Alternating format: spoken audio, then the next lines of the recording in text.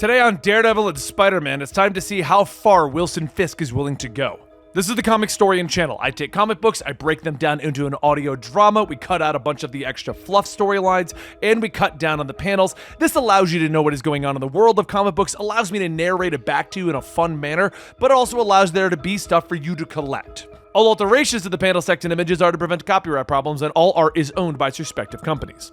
We've been covering an ongoing series known as Devil's Reign. When the Daredevil series ended, Daredevil was finally back in the city and everything was going well, except Wilson Fisk realized that he had had his memory wiped of what Daredevil's identity truly was. Furious at this, he has outlawed the ability to be a superhero or a supervillain in the city of New York, which is causing a lot of problems. The city is on a full lockdown, no one has freedoms, and he's getting to the point where you can't even leave your house if you think you might be a superhero. Today we're going to be picking up with what the Winter Soldier is doing during this period, then we're going to cut back to Devil's Reign 3 and 4 and the Spider-Man issue to let you know what Spider-Man is doing during this. Everything will kind of be explained as we're going through the storyline, so don't worry about that. The only thing you really need to know is that the Purple Man's powers is the ability to force people to do things, like force their minds to do things. And that is what Wilson Fisk is using. All right, let's get into Winter Soldier, Devil's Reign 3, Spider-Man, and Devil's Reign 4. There was a quiet crunch of snow as the Winter Soldier quietly makes his way to the secluded mansion of New York's mayor. It's been 3 weeks since Bucky Barnes has had any form of rest, even though there's no one left to fight, no mission to run. But he can't stop. He takes a few guards out easily, security systems scrambled, and it's time to get what he came for and leave. But 3 weeks of no sleep can make your mind wander. It can make you see things, like the trail of blood left behind by all the people that Bucky only met once.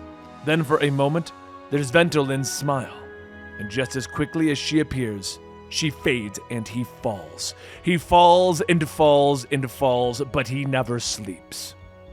Soon Bucky puts himself together, promising himself that tonight will bring him his peace. According to some of the higher-ups in the intelligence supervillain circles, Fisk has files. Files on the heroes, their friends, their secret identities, secret missions, secret histories.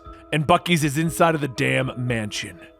For someone who has had their official record annihilated, this could be his last chance to know the truth about his history, about everything. Even if it's likely going to be stained with even more blood. As soon as Bucky steps into Gracie Mansion, the alarms go off in his head. This is the mayor's home, and there is no one here. However, there are people. They're just dead. Bodies scattered throughout the home, and Bucky tells himself not to let the fear sink in. He just has to move. Down below in the basement are the files, secured of course, but you can't set off an alarm with a metallic arm. Bucky opens up the lockbox, and there are files, including his. But then he hears it. Not the alarm, but him. He spins back with his gun as Fisk himself is looming over him. And Bucky takes his finger off the trigger, telling him, "Look, we know each other, both on opposite sides of the line, but I can pay. This file is more important to me than your happy ending. I want to sleep." But Fisk doesn't respond, and Bucky realizes that his eyes are shut. Is Fisk sleepwalking? Probably has no idea what's even going on, but his fists, they are covered in blood. Did Fisk himself kill all of his own guards? Is that why things were quiet? Suddenly, Fisk shouts, "I don't need to know!" And he punches Bucky Barnes square in the face with a massive hand. It takes a moment for Bucky to get his bearings after being launched through a wall, but as panic tries to set in, he forces himself to remember his training. Focus, evade, acquire, and move. Fisk continues shouting that he can't see, like something is forcing his eyes to be closed. Suddenly, Bucky feels the giant palm wrap around his head and slam him into the ground. And as Bucky tries to fight back, he yells to Fisk to wake up. But it's useless. Fisk just grabs his arm and crushes it. He smiles, rambling about the secrets of the devil, throwing Bucky aside again. Bucky scrambles to his feet, trying to get away, but the lack of sleep really begins to set in, the world around him twisting and turning, and if he stops even for a moment, the nightmare will be over.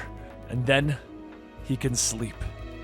No, he can't. He has to run. He has to move. But before long, his tired legs land him in a dark, quiet alleyway, and finally he stops, sitting, opening the file. And it has everything. Everything about Bucky Barnes and the Winter Soldier, but Fisk didn't compile this. He couldn't have. He took it from someone more powerful, someone who has never identified themselves. There are files on his mother and his father, his report cards. They know that he failed chemistry. They know about his kills in the Winter Soldier program, and they speak about him like he's still working, like he's still a part of their game. Bucky takes a deep breath, closing the folder, and for the first time in years, he has a clear head. He has a purpose, a hunt. Whoever wrote this file won't survive the year. And as for closure, he can sleep when they're dead. Next, we move to Devil's Reign 3. With Wilson Fisk's new mandate across New York, the superheroes have been taken into police custody in an effort to curb the growing supervillain problem that the city is now facing. In Fisk's eyes, or at least what he can tell people, if they remove the source of the supervillains, which are the superheroes, they will finally live a peaceful life. However, the heroes know that there is more to Fisk's plan than what he is showing on the surface. And while Ben Reilly, Spider-Man, is currently sitting in the police interrogation room, beaten and bloodied, the detective says that he will ask one more time. "What is your name?" Ben tells him, "Johnny Spider-Man." And the detective slams his head against the desk again. But at that moment, the other detective gets a call and she asks, "What is it?" They're in the middle of, wait, who? Outside of the room, Thing and Johnny Storm are standing there, with Thing stating that he knows that a lot of them don't agree with the garbage that the mayor is handing down. He also knows that they still have jobs to do. But him and Matchstick are gonna do what's right and get their friend. A guy who saved your lives over and over, we're getting him out of here. Johnny walks through the door and it burns away. Yeah, sorry about that. Can't really turn the fire off these days. Thing just walks through the door telling them, "Sorry about the wall. We're here for a slightly annoying superhero." The three head outside and Ben Reilly says, "So where to now?" "Please say the hospital."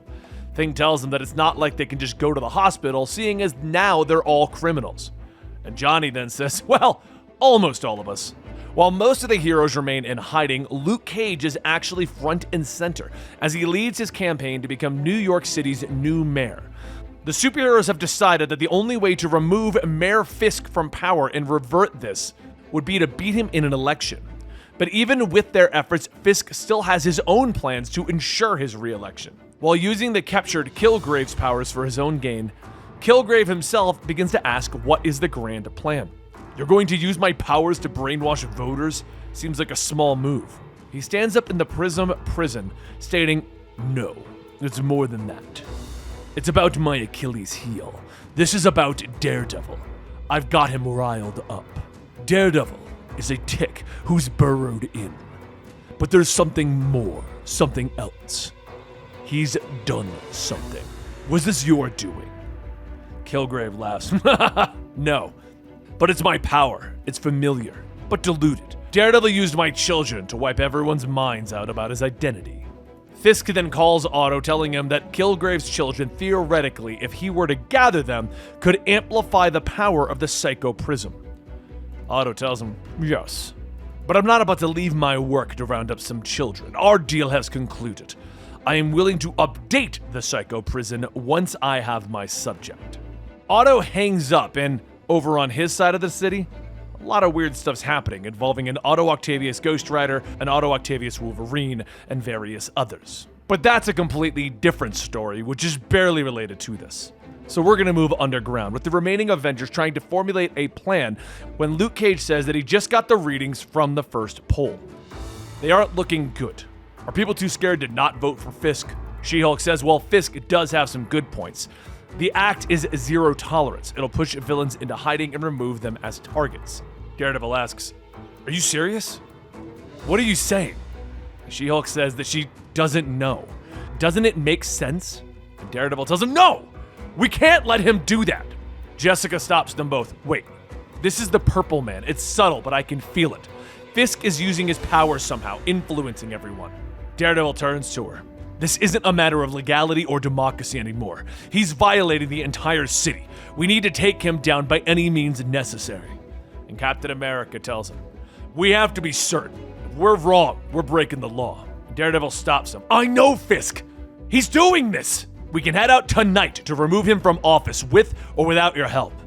As night comes, the heroes move into position around City Hall, and Cap says that after they get Fisk, what next? She-Hulk says that they can hold him until they get evidence of the Purple Man's involvement. Daredevil says that if that doesn't work, then they dump him on a deserted island where he can't do any harm. And Miles Morales yells, no, we're not just disappearing the mayor, even if he is. But before Daredevil could argue with him, everyone hears a sudden rumble as a giant, six-armed Hulk bursts through the building that they were standing on. Cap grabs a hold of Daredevil's arm, telling him, well, that's new. And Daredevil yells that there's more coming. Suddenly, there's a slash at Captain America's shield as the Otto Octavius version of Wolverine retracts his mechanical arm, telling him, ah, excellent, Captain America, I've killed one of you before. Then there's an Otto Octavius Ghost Rider. All of these individuals, Otto Octavius, Doc Ock from another universe. A Hulk, a Wolverine, and a Ghost Rider. This Otto Ghost Rider walks through looking up, telling them, we have ourselves a true sinner, one more than anyone knows. And Ghost Rider lunges at Iron Man, who frantically blasts, yelling, stay away, I did what you asked. While Iron Man is knocked out of the air, Otto Hulk grabs She-Hulk and a familiar voice asks, are you planning a midnight visit to our esteemed mayor? And that's when Doc Ock climbs down and reveals himself. Great minds, I suppose. I wasn't expecting company, but I'm sure that at the very least, it's garnered Fisk's attention. Wilson Fisk is actually watching the fight from his window, and Miles Morales leaps in trying to web the metal arm, asking if he's taking orders from Fisk. Otto Octavius says on the contrary, he was going to steal the mayor's seat out from underneath him, with the help of some other superior Dr. Octopuses. But he had to dismiss his proxy candidate in favor of Harlem's hero, Luke Cage. Everyone turns to look at Iron Man's broken mask to see that inside of it isn't Tony Stark, but actually Chameleon pretending to be Tony Stark. Otto then goes on stating that instead of running the city, he'll settle for saving it. His drones swarm in by the hundreds, with Cap yelling that they need to fall back, but Daredevil yells, no, we can't let Fisk get away. Miles begins to pull Daredevil back, telling him that they are dying out there. They need to regroup and live to fight another day. But also at this time, at the office of Franklin Nelson, Foggy opens up his door, stating that he should have probably gone home to sleep. But that's when two men in black suits tell him that that would have been the smart move.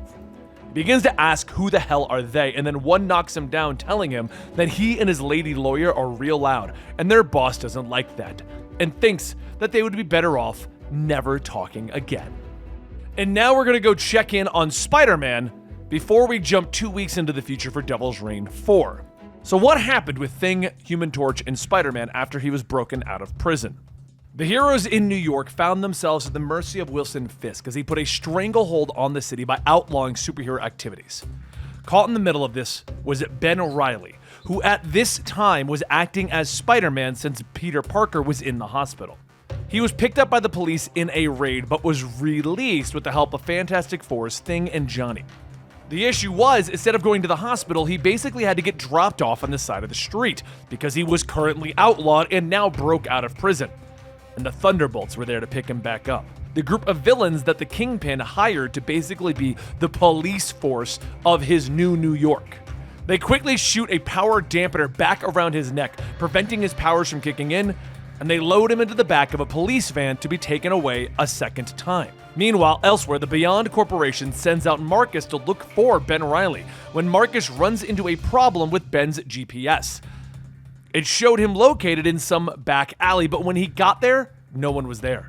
Marcus checks back in with Maxine to make sure that he has the right place, but before he could even confirm it, a mysterious figure reaches out of the shadows, capturing Marcus. To keep you up to date, Marcus is the handler of Ben Reilly in the Spider-Man series. Back over with Ben Reilly, he's sitting in the van as two Thunderbolt members taunt him, and Ben begins to notice something strange about what else is in this van. Roses. As the guard riding with him taps on a large energy gun, he begins to state that it's not so funny being a fugitive, huh? Now he knows what they felt like before they were the law. Ben pauses for a moment. What did you say? And he stands up, kicking the man out of the van. Ben ends up falling with him, still handcuffed, but as the van turns back around to get him, the energy gun begins to charge. A few seconds later, a beam is fired, nearly punching a person-sized hole through the van, and Ben asks, "What kind of firepower is that for a thug to be carried around?" A short while later, Fisk's son, Rose, tends to his roses when the two Thunderbolts from before come in to report that Spider-Man got away. Rose wants to know how they managed that, and Rose takes out a gun firing, telling the two of them to get out of here before he decides to actually aim at them next time. No matter, Rose is hoping to avoid getting his hands dirty. These gloves are Mongolian cashmere, so it looks like they're gonna go with plan B.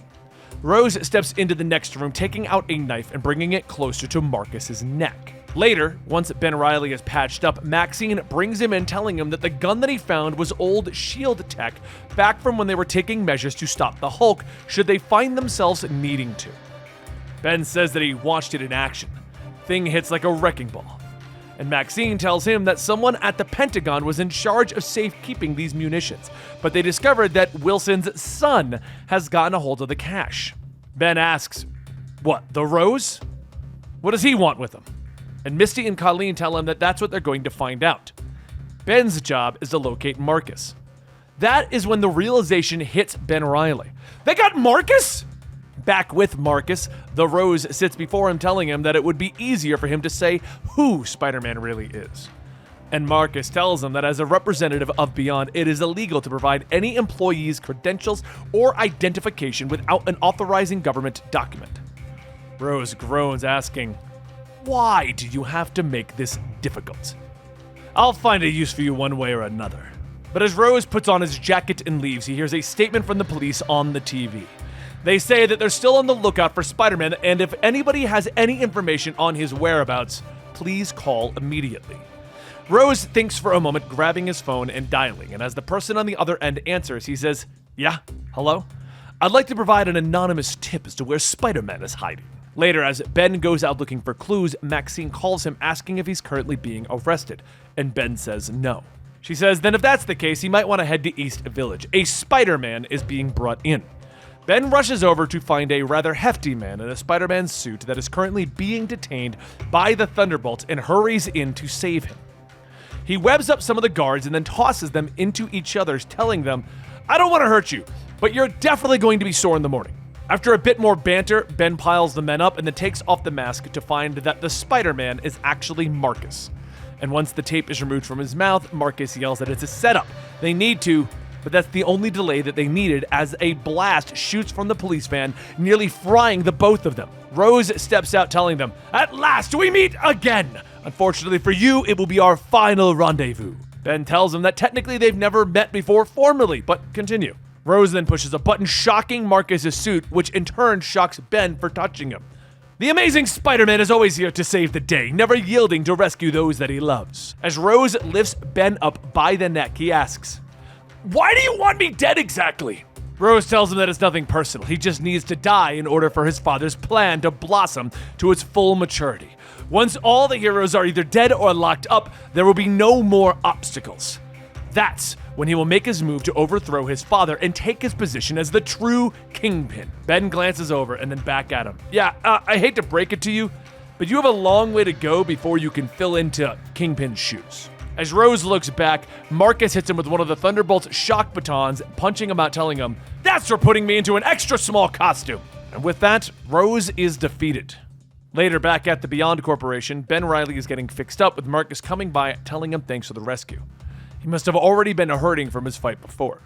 Ben tells him that it's nothing. It's just something that comes with the job of being a friend. Marcus then asks, how does Ben think that Fisk is taking the news? And Ben asks, do you mean that the Kingpin almost had Spider-Man in his clutches? Probably about to lay off the entire PD. Marcus then asks, why does he think that? And Ben tells him that it's just a hunch. Back over at the police station, Spider-Man is being thrown out of the van in front of the police captain. The captain looks at him, telling him that he's going to make him rich. They finally got their hands on Spider-Man, but as he pulls the mask off, he discovers that it's just Rose with duct tape over his mouth. And that's how Spider-Man finally got free. Alright, now it's time to cut back to Devil's Reign 4 to continue the main plot line. And we go 2 weeks after the confrontation at City Hall, where our heroes battled against Doc Ock and Fisk watched the whole time. The heroes have quietly retreated underground to try and recover from their encounter with Doc Ock and his multiversal versions. Since then, Fisk's hold over the city has only grown tighter, as Fisk has started to deploy drones by the thousands to watch over and root out superhero activity. As Matt Murdock walks through the city, he looks up watching the drones pass by, stating that maybe we went too far. We've forgotten that our actions have ramifications on the people that we're trying to save. We turn our nose up at the laws to do it, and now they're all being punished for it. Thousands of eyes are watching us, hunting anyone who dares ignore Fisk's zero-tolerance policies. No superheroes, no supervillains. The heroes are now underground. The people are cowering. Drones everywhere. There's no freedom, no crime. The city of New York is afraid. But there's one thing that Fisk is forgetting. Matt Murdock is the man without fear. He goes to visit Foggy Nelson in the hospital after being attacked for daring to help the superheroes, specifically Luke Cage, who's running for mayor in the upcoming election. Matt takes off his mask, telling him that his body sounds fine. Breathing is normal again. And Foggy tells him that he's been here every day for the past 2 weeks. It's going to be okay, Matt. Matt tries to speak, telling him that it's not going to be okay. But Foggy tells him, shut up, just shut up. Do you really think that you're the only person here who has free will? That you are choosing to stand up against Fisk? That you put yourself in harm's way? I can be a hero too, damn it. At that moment, Matt hears something, quickly putting on his mask. He steps out, seeing someone walking down the hallway, asking what is he doing here. Matt's brother Mike stops, telling him, whoa, can't a guy, the one that's pretending to be your brother, visit his brother's old friend? Matt pulls him aside, telling him not to do it, and Mike goes on telling him, look, I was hoping I was gonna run into you here. It's Butch, Kingpin's son. He's been arrested. When he gets out, I'm a changed man, let me help. Matt yells at him, no, you're just a grifter. You always have been and always will be. This is serious. People's lives are in danger. All you ever did was look out for yourself. Mike throws the flowers that he brought to the ground, telling him, yeah, well, screw you, Matt. You don't know a thing about me. I'm just as sanctimonious as Matt. Kristen walks up, asking if everything's okay and how is Foggy. Matt turns, telling her that everything is spiraling out of control. His friends are getting hurt. The city is... How can he... She kisses him, telling him that she's sorry. But he's sounding like a wounded puppy. She needs him to know that it'll be okay. Matt tells her that blood is on his hands. The second death is waiting for him. And now he's worried, knowing that he may as well just kill Wilson Fisk at this point. Later at the police station, Butch's cell is open and an officer tells him that he's free to go. Butch grabs his coat, telling him that he's glad that they came to their senses, but the officer tells him, oh, no, you're guilty as hell, but we're overloaded thanks to the new anti-crime drones. Plus, you got some friends in high places. Butch looks up at Fisk as he walks past him, telling him to get lost. And Fisk tells him, it doesn't have to be this way. Yeah? Okay. How about we put this all out in the open then? I'm your son, and you may think that this is just a child mad at his dad for abandoning him. But the fact of the matter is, we don't know anything about each other, Dad. My mother knew what kind of man you were, and if I was a part of your life, life would be real short. I was ashamed to be called Kingpin after you. Fisk shouts at him, I can make you fall in the line. But Butch turns back, spitting in his face. I'd like to see you try. Elsewhere in the city, the champions are fighting against Rhino as Rhino yells that he isn't here to fight them. Just a minute! We're on the same side! Miles asks, oh yeah? Then what's with the badge on your chest? And hundreds of drones begin to surround them, with the Rhino slapping a badge on Miles and everyone yelling out, just listen! The drones can scan everyone, and then begin to fly away. And Nova stops. What just happened? Rhino sits back, telling them that the drones know not to attack anyone with a badge. It's like Wi-Fi or whatever. He said he wasn't here to fight. And Miles then asks, then why are you here? Rhino goes on telling him, you know me, I'm not a bad guy. This is just a good paying lawful gig with the mayor. He wanted me to go after some kids, not you, but other kids. Kids that haven't done anything wrong. And that ain't me. I just wanted to tell someone, one of you hero types. Miles hurries over to Cap and the others to let them know about Fisk's plans to capture Kilgrave's children, and Luke says that if he does that, they'll have a hold on everyone's minds. Jessica yells that she has had enough of this, men controlling them, making them hide like rats, and now they're going after children? As of this moment, the champions are drafted. They're gonna find those kids, and if Fisk and Otto or anyone gets in her way, she'll end them herself. Later that night, at his estate, Fisk sits by the fireplace, and Mary tells him that he really is sorry about what happened to Butch, but don't worry, Butch will come around soon. Fisk finishes his drink, telling her it's why can't I stop? Why do I hold on to these things that just bring me pain? All I have is you to bring me happiness. I think back to our fiery beginnings and how it gave way to something more powerful, more beautiful. Mary says that she feels the same way, even though she really can't remember their first time. Years of treatment and trauma have robbed her of so much. Fisk grabs her, telling her that he wishes that she could remember, but unknowingly, he commands her to. She steps back, suddenly remembering everything, and Fisk yells, I didn't mean to, the cane!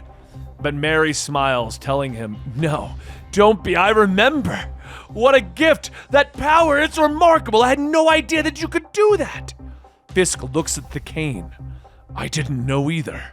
He runs out of the room to the roof as the rain begins to pour, looking at the jewel on his cane, telling himself to remember. And there's a flash as Fisk slumps to the ground, looking back up, gritting his teeth. Daredevil is Matt Murdock. And there you have it. One final episode of Devil's Reign will be coming out next week, and then we're going to be concluding this series, and I think we're going to be moving into the Red Hulk saga. We've almost done all of those videos over on our Patreon, patreon.com/Comicstorian, so I think it's about time we start bringing them to you here on a weekly basis. Thank you guys so much for your continued support, and I'll see you next time right here.